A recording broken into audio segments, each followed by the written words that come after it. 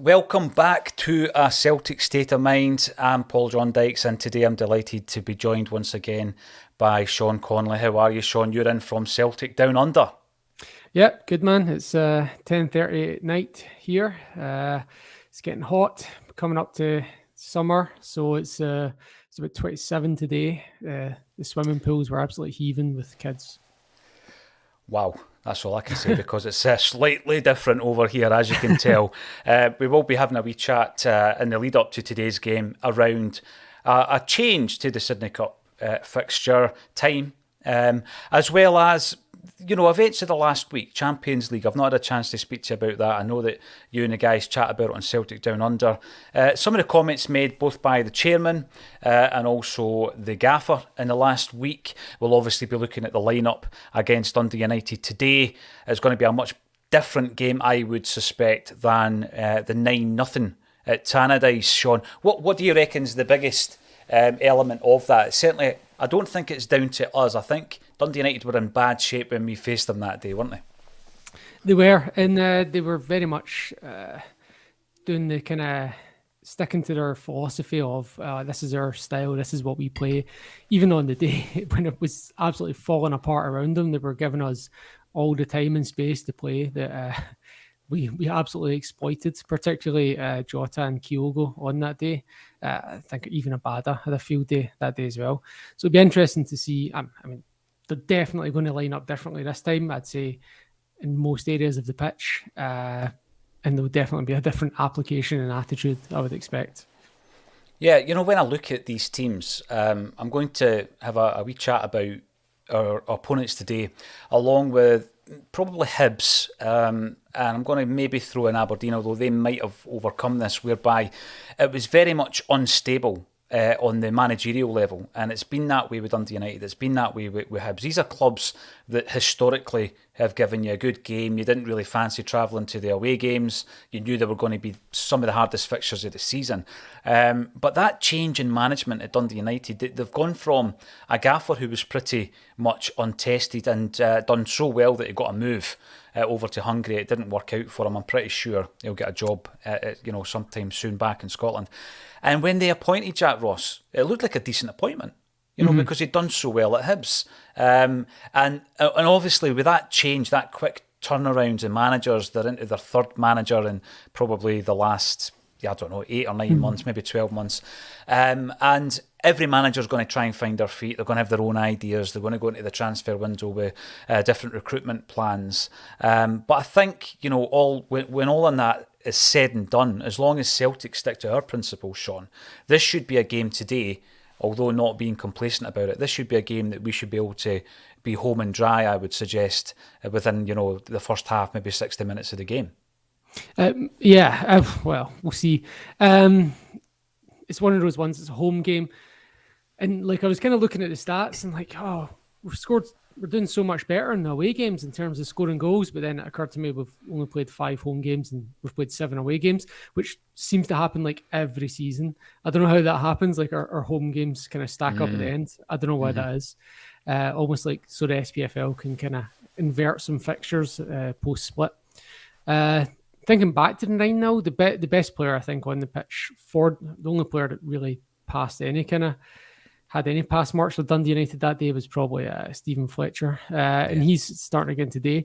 In the past, we've had some trouble with Ian Harkes, who's playing. I remember he scored in the one each game last year at Celtic Park. Right. Yeah. So, and that was a Postecoglou game. So it's not like they're not. It's in them, it's in them. Obviously, the managerial thing's a bit of a merry-go-round. And Liam Fox has started well. My smallest and only minor claim to fame is that I scored a goal against Liam Fox at Celtic Park. So that's I'll be dining out in that one forever. You are going to have to give us a wee bit more. What was the context of that? I mean, was this one of these half-time things at Celtic Park where they get the people on the pitch, and Liam Fox was in goals, and I put one past him. It was actually the day we lost 3-1 to Hibs under Martin O'Neill.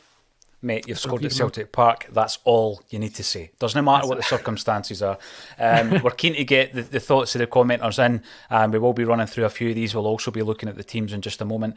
Grayson Heseldine, evening all. I wonder where you're watching the game, Grayson. Excited for today's match. Jota hat-trick, I'd love to see it. Again, I wasn't being complacent, and I think Sean raises a very good point in that Dundee United gave us a few good games last season. I just feel that, changing your manager, a bit like Hibs, changing your manager rapid, 3 times in succession, I think is, I'm not going to say writing off a season, but it can certainly derail your plans.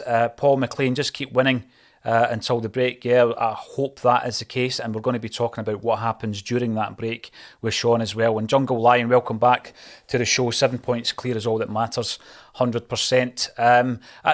There's been a lot happened in relation to Champions League, AGM, looking towards January and the Sydney Cup, and we're going to speak about all of that before the game.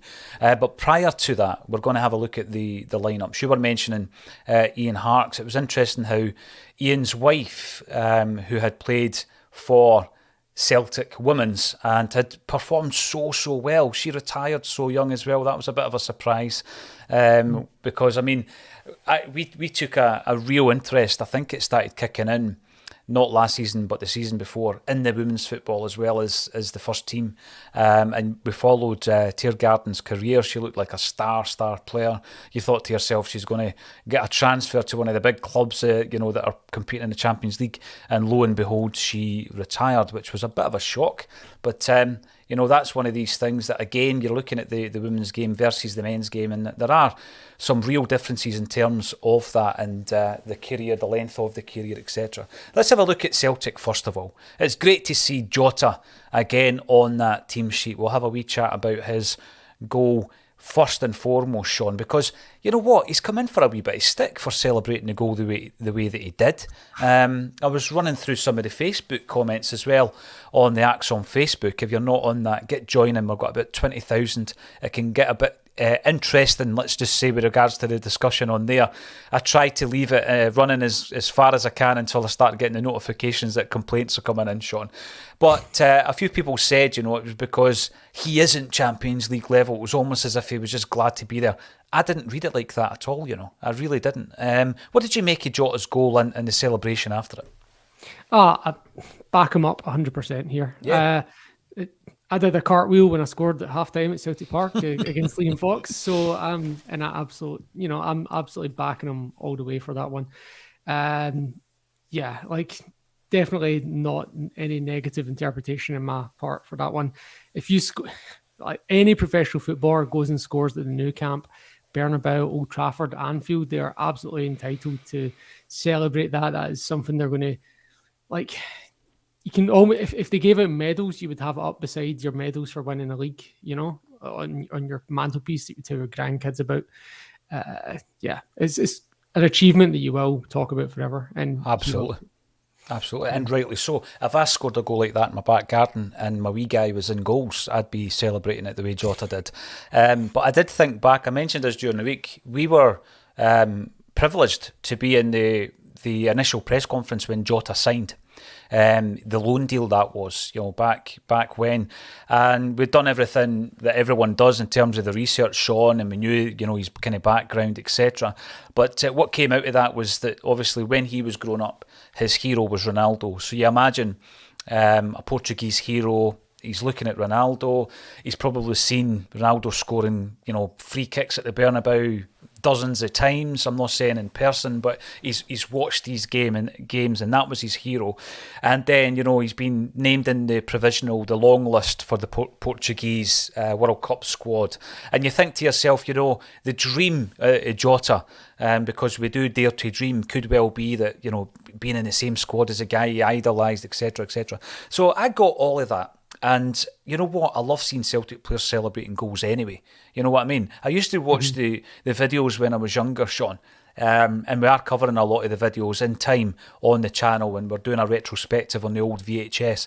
And you would watch wee Jinky scoring in a 2-2 game against Rangers, and the way that he celebrated. You would watch Dixie Deans doing his wee somersault after he scored in the cup final against Hibs. you want to see Celtic players celebrating, because we criticised guys like Christie for not celebrating during that season when we weren't in the ground, So I think certain people need to get off his back. It was a huge goal for Jota. The context of it being a 5-1 defeat, for me, do you even think about that when you're scoring, when you're in the moment, when the Celtic fans are right there and you're going over for their applause? Of course you don't. Great to see him back, though. I mean, when you think about the options that we have left and right, and the fact that we've got some players even out on loan who can play there, it's one of those dilemmas for Ange now, Sean, isn't it? It's one of the strongest areas of the park that we've got in terms of who starts. And, it might be surprising today to look at the starting lineup. You've got Jota, Haksabanovic and Giakoumakis up top, although it seems as though at the moment that could be as strong as any permutation for the front three. It's a lot of syllables, I'll say that. On the subject, just before we move on from goal celebration, I remember the Mario Balotelli thing where he refused to celebrate goals, and the rationale he gave was that a postman doesn't celebrate when he delivers the post, and that he's just doing his job. And I'm like, well, that is a person that does not enjoy playing football. Like, I get it's your job, your profession, but man, you're supposed to still love and enjoy the game. And so seeing any player celebrate, that's the opposite of Balotelli to me. That's the positive there, Oh, definitely, Sean. Again, I've said this a few times. I always think about like my dad's generation going to the games, and it was different back then because it was definitely more of that working class sport. I think that's been lost massively in Scotland and further afield. And, the elation of a win, a goal, that kind of thing, where you've got guys that worked all week, because it mainly was guys back then, in the 80s and before. Going to the games and doing things that all week seemed completely different from the mundane day-to-day life of, in my dad's case, working down the pit. And Celtic score a goal and you can jump and scream and shout and sing and get bevied and hug your mates. Things that you don't do Monday to Friday. And, what you want is you want to see that emotion shared by the players, that they're enjoying it. So Jota, you get my vote every single time. What about the other two he's lining up with today then? Because obviously that could have been Maeda, it could have been Abada, it could have been Kyogo, but we've gone for Haksabanovic and Giakoumakis today.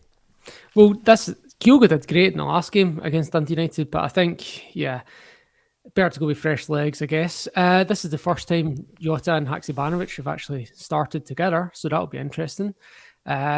Whenever there's a Celtic home game, I always stick my money on someone to get a hat-trick, so usually it's whoever's up front. So I've got a bit of money on Giakoumakis today. Hopefully he does it for me.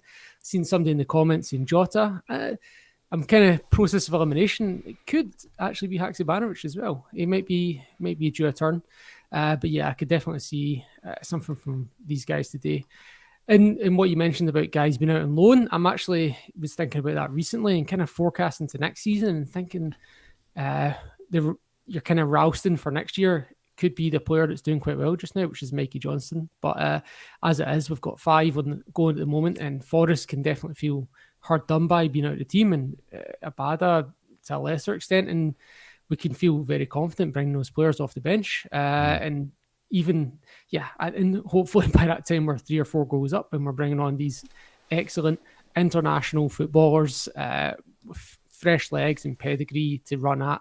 What will hopefully be a ragged Dundee United defence by that point. But I think the biggest surprise really is, maybe not surprise, but the biggest talking point really is Turnbull starting, I think.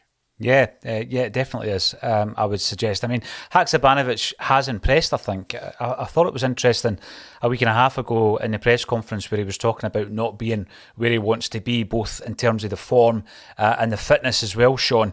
And he was looking upon himself, regarded himself still as a new player. And that's absolutely fine, I would suggest, at this stage. But I do think we have not yet seen the best of him. He's shown us flashes. It could be a game today where he really just, goes out there and scores a brace or a hat trick, but I'm looking for a good performance. I guess the only thing is it might push Jota onto the right. Do you think Jota's as effective over there? I don't. I mean, they seem to be doing a lot more switching this year than they did last year. I did last year. I don't know.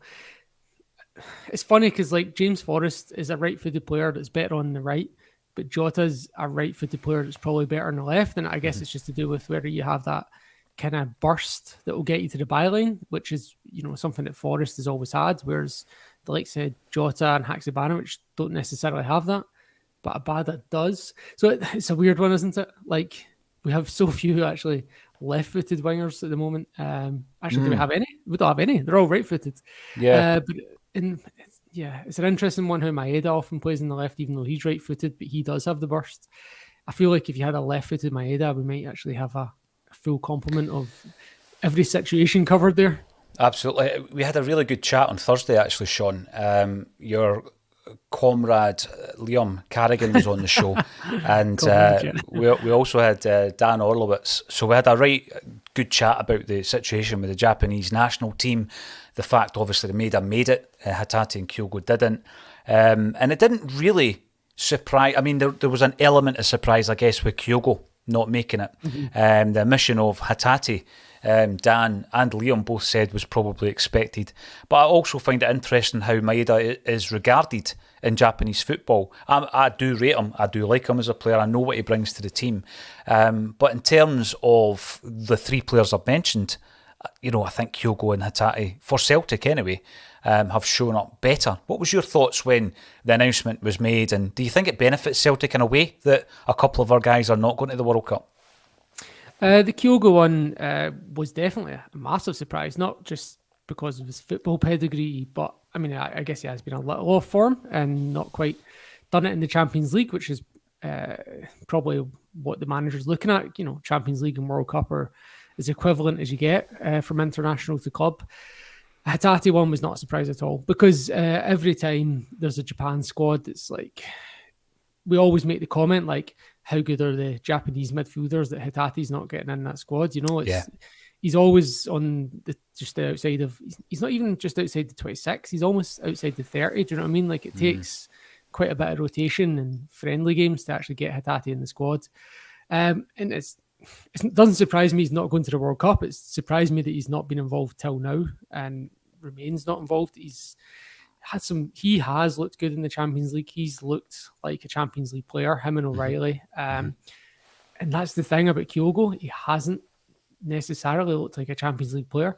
He's looked like someone that can actually rip the SPFL to shreds and could probably do a turn in the Champions League, but he doesn't necessarily look like he's got that class, which is, and look, maybe he's just off form, maybe I'm wrong, I don't know, but like, he seems like he's not that level. I was going to get onto that actually, because I think that there's been a lot, I think, learned from this Champions League campaign. You've made a couple of points I would completely agree with. O'Reilly has really come up, stepped up to the standard and the plate, and so has Hatate. And I think when we look at their performances in the Champions League, we really don't have any concerns about them at this level next season, going into this kind of competition next season. Again, granted, we need to win the league, I would suggest, before we can start talking about that. But a couple of the other guys perhaps haven't performed the way that we might have expected based on their domestic form, and Kyogo's one of them. I think maybe Abada, although, at the Bernabeu, he was brave enough to run at his man. He won the penalty. I was more impressed with his performance the other night. But from that, and then looking at some of the chat from Ange Postecoglou around transfers and the fact that, we need to be active in the transfer market, what I was reading into that, Sean, is that, as football fans, we become attached to players. They become heroes pretty quickly. And some of the guys we've mentioned are in that bracket already. I don't think I'm ready to lose any of the guys that we've mentioned yet. I think January's too soon, but Ange a couple of times is almost preparing us for a couple of departures here and there. Do you think it would be too soon for the likes of O'Reilly, Jota, Hatate? Do you think it would be too soon for these guys to leave in January? It really depends where they're at mentally, because we've seen what's happened in the past with players that have mentally checked out and we've kept them for too long, like Ncham and Edward. Because we turned down 14 million or something for Ncham. That's scary. That is frightening. Yep. and then he left on a free to Swansea. Do you know what I mean? These. And then Edward, we all know what he was like. He was absolutely phoning it in his last season. This kind of what happens, and not just us. I mean, look over the City at the blue team, Sevco, and see what's happening to their £50 million striker at the moment. I don't know if you've seen it. That's what happens when players mentally check out. So there has to be a degree of realism that when a player wants to go, it's not beneficial to either party to keep a hold of them. And it would be beneficial to both to move them on and get a big a payout where we can bring someone new in that wants to prove himself and has hunger and desire. The one thing that I know he doesn't get much shake as a manager anymore, but that was the one thing that Paul Lambert did well when he was down in England. He was always looking for players that had something to prove, had the hunger, had the desire. He wasn't necessarily looking for pedigree and quality. And I know we've got the Sydney Cup coming up, and I was kind of scouting ahead and looking at the Everton team, and that team is absolutely littered with also ran players from the EPL, like your Andros Townsends and players like that don't have anything to prove, that are just there for a paycheck now, if you know what I mean. Yeah. And we don't want to be in that situation. We want to be keeping the fresh bodies, keeping the hungry players coming in, the ones that could and should and hopefully will be better than our level at one point. Yeah, it really a different discussion with Colin Watt on the show around that period of time for 9 seasons where we were dominating in Scottish football, and had we kept the core of a team and then, supplemented that with X, Y, and Z, look at the team we might have had. But I think from what you're saying there, and also what Ange's saying, is that it can be done a different way. It can be done whereby for 18 months to 2 years, you're getting the freshness, you're getting the trajectory of a player. And whilst you've got that, and whilst they're hot, that's whilst we want to keep them. And the minute it gets to that point where, as you see, even if there's a moment where they're checking over their shoulder to see where the next offer's coming in from, then it is time to cash in. The good thing in terms of Ange, though, that I'm confident about, is if we were, and I hope we don't, but if we were to sell someone in January who's a pivotal member of this squad, and we're going to get the right money for them, right, because they've been playing at Champions League level, I think we've done our business really well. There's been one or two faux pas, and Cham being an obvious one, 14 million quid to Porto, we end up tearing up his contract, and it costs us money to get rid of him in the end, which shows you what we thought of him. And, if you were to get 20, 25 million quid for a player, the confidence I've got, Sean, is that it would be reinvested wisely. It's not as though we're still going out there and trying to buy the £2.5 million to £3 million strikers that we did so wrong so often. We've moved away from that. And whilst I love the fact that we can tap into markets and bring in players for, a couple of million quid and do it really well, because the guys we're mentioning have been in that bracket, Hatate, O'Reilly. I think that, the players in the bracket of Jota and Carter Vickers, it's important to always be looking at that type of player as well. Because, the argument might be, well, they're no better than the two that we've just mentioned. That's fair enough. But I think we always need to be looking to improve. Otherwise, we will stagnate. If we're always looking at the market of Matt O'Reilly, how often are you going to get a guy like that, Sean? Third tier of the English football, and then putting him into a Champions League situation, and he thrives and he looks brilliant. And I want to talk a wee bit more about him, actually, because I thought he was one of the shining lights. But as you say, the midfield, O'Reilly, Hatate and Turnbull today. Turnbull is a player, you can often forget this. Ange liked this guy. Played him every single week whilst he was fit, but when he fell out of the team after injury in the League Cup final, not long after that we bring in the aforementioned Hatate and O'Reilly, and then it's very difficult for the guy to get back in, and he's had his injury woes.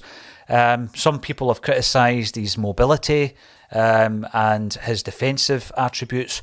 Where are you with David Turnbull? Because for sure he's a huge talent. He's one of the greatest players of his generation from Scottish football. We've got him. How do we keep him happy?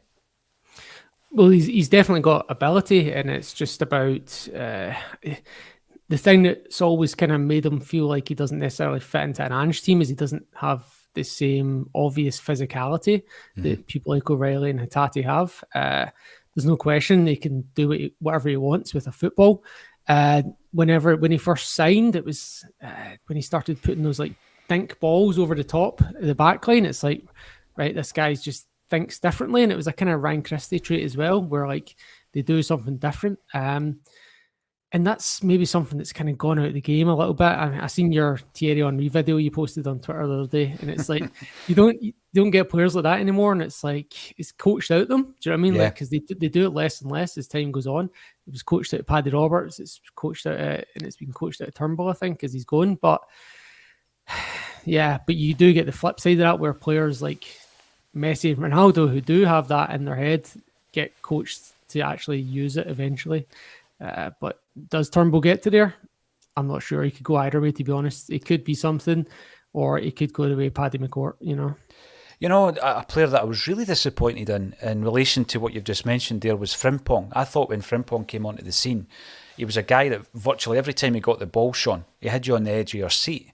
I mean, he was frightening, with that instinctive nature of running at a player. He had a trick, he had a bag of tricks.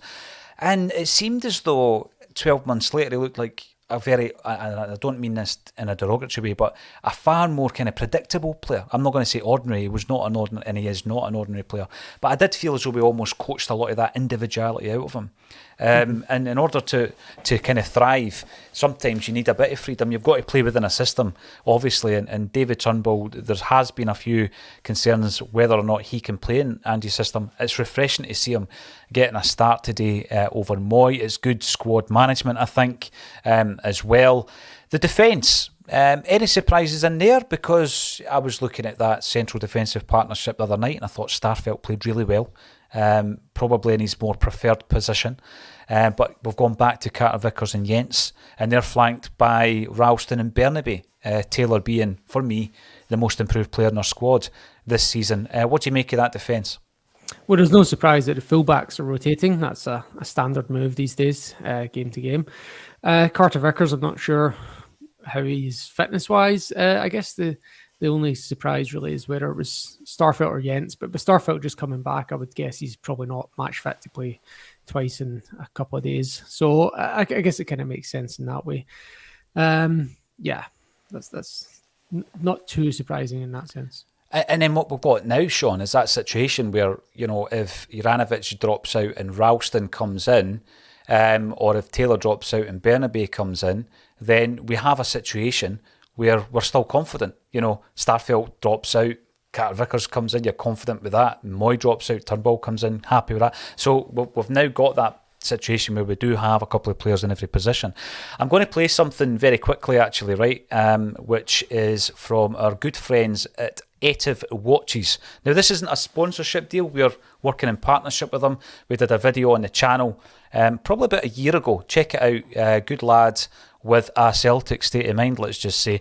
And he went away, Sean, right? I love when people, just follow a vision and follow a dream. He went away and created a range of watches. Now, how on earth you do that, I could only guess. But he went away and done it.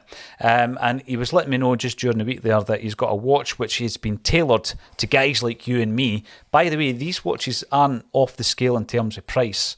But you do get a 15% discount if you're an Acsom viewer, simply by putting in Paul John Dykes in the promo code. By the way, that wasn't my ego. I didn't come up with that code. Etiv Watches did, right? I probably would have said Acsom. But yeah, type in Paul John Dykes, you'll get 15% off. I'm just going to share this with you because I think this looks pretty impressive. Check this out. What a watch. It's a belter, isn't it? So that's the latest one.